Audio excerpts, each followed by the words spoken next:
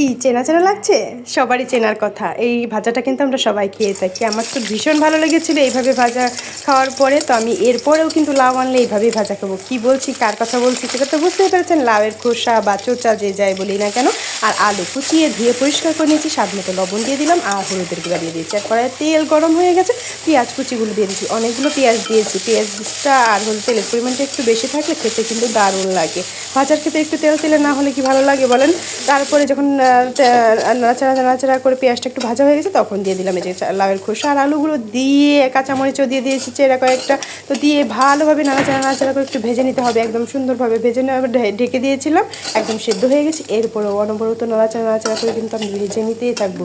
যখন ভালোভাবে ভাজাটা হয়ে যাবে, তখন লাউয়ের খোসা আর আলুগুলো একদম সুন্দরভাবে গোল করে ছড়িয়ে নিলাম। তারপর মাঝখানে একটু গর্ত করে একটা ডিম দিয়ে দিলাম। এটা ডিমটাকে অনবরত নাড়াচাড়া করে একদম গুঁড়ো করে ফেলবো। যখন এটা ভাজা হয়ে যাবে, তখন একসাথে সবগুলো মিশিয়ে নেব। নিয়েও কতক্ষণ পর্যন্ত একদম অনবরত নাড়াচাড়া করে ভেজে নিতে হবে। যখন ভালোভাবে ভাজাটা হয়ে যাবে, তখন নামিয়ে নিলে রেডি। আর গরম গরম ভাতের সাথে একবার খেয়েই দেখুন না, বারবার খেতে মন চাইবে। আমার তো দারুণ লেগেছিল। তো সবসময় আমার পাশে থাকবেন, এরকম ছোট ছোট নতুন ভিডিও নিয়ে আমি আবার আসবো আপনাদের সামনে। সবাইকে ধন্যবাদ আমার ভিডিও দেখার জন্য। Tata, bye bye.